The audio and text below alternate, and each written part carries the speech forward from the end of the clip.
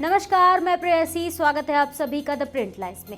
चलिए नजर डालते हैं आज की 5 बड़ी खबरों पर। विधानसभा चुनाव के मद्देनजर प्रधानमंत्री नरेंद्र मोदी आज मध्य प्रदेश के दौरे पर हैं। यहां उन्होंने शिवानी में जनसभा को संबोधित किया। हमारे एमपी को सुशासन की निरंतरता चाहिए। हमारे एमपी को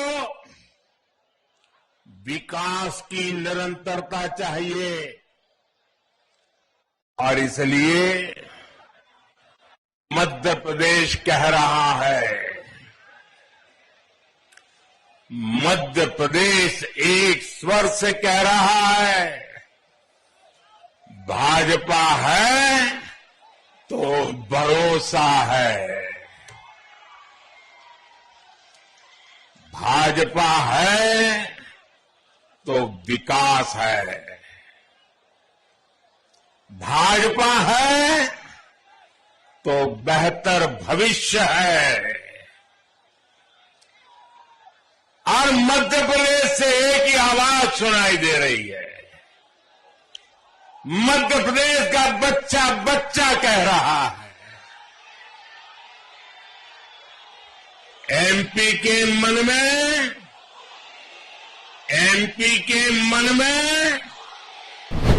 मध्य प्रदेश में सभी विधानसभा सीटों के लिए 17 नवंबर को वोट डाले जाएंगे।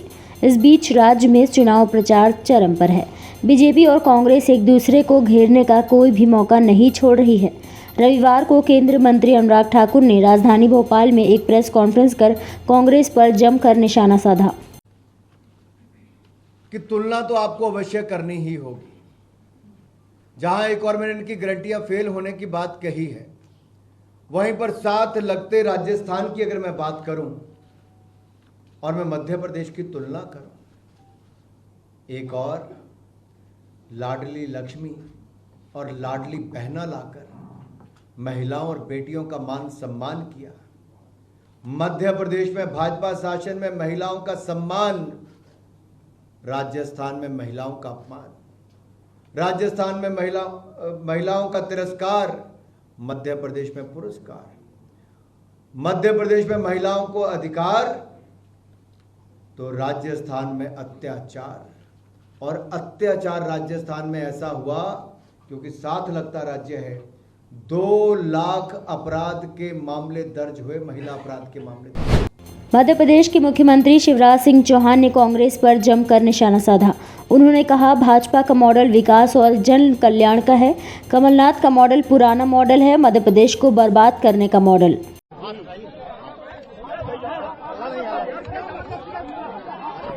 मित्रों, समय कम है।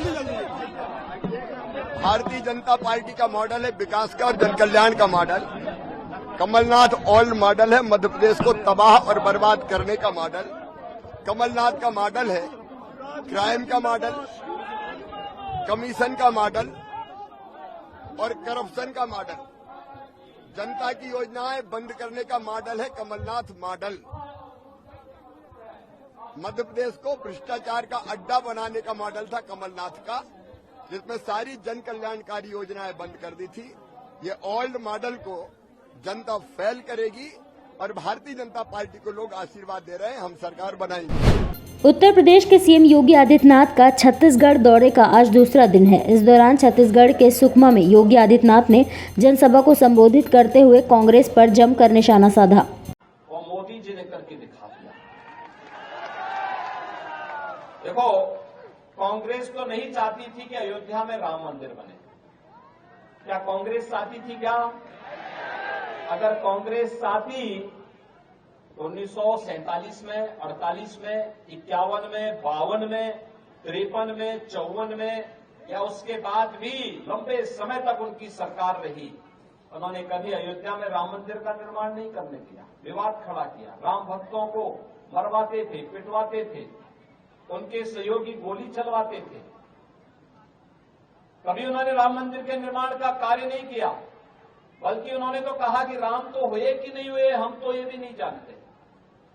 यानी भगवान राम के अस्तित्व पर ही प्रश्न खड़ा कर रहे थे ये लोग। तो इनसे कैसे उम्मीद कर सकते हैं कि आपके सम्मान की रक्षा करेंगे? कैसे आपकी आस्था का ख्याल ये लोग रखेंगे? इनसे उम्मीद ही नहीं की जा सकती है। याद रखना, मोदी जी प्रधानमंत्री बने और उत्तर प्रदेश में मुझे अवसर मिला, डबल इंजन की सरकार आई, राम मंदिर की सारी माथा धुली। देश की राजधानी नई दिल्ली में लोग जहरीली हवा में सांस लेने को मजबूर हैं। प्रदूषण से स्मॉग की मोटी परत दिखाई दे रही है। ऊंची ऊंची इमारतें धुंध में गायब हैं, तो वहीं सूरज की रोशनी भी धीमी पड़ गई है, जिसकी वजह से जनजीवन भी प्रभावित हो रहा है।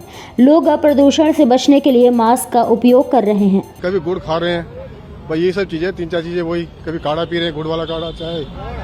आप पॉल्यूशन का क्या कारण मानते हैं? बहुत सारी चीजें हैं, जैसे सर्दियां शुरू हो गई, लोग बाग आग जलाएंगे और कंस्ट्रक्शन का काम है।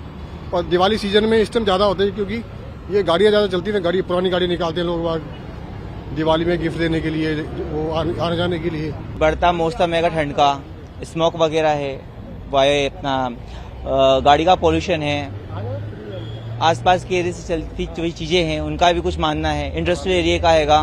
ऐसी ही महत्वपूर्ण खबरों को देखने के लिए जुड़े रहिए द प्रिंट लाइन्स के साथ।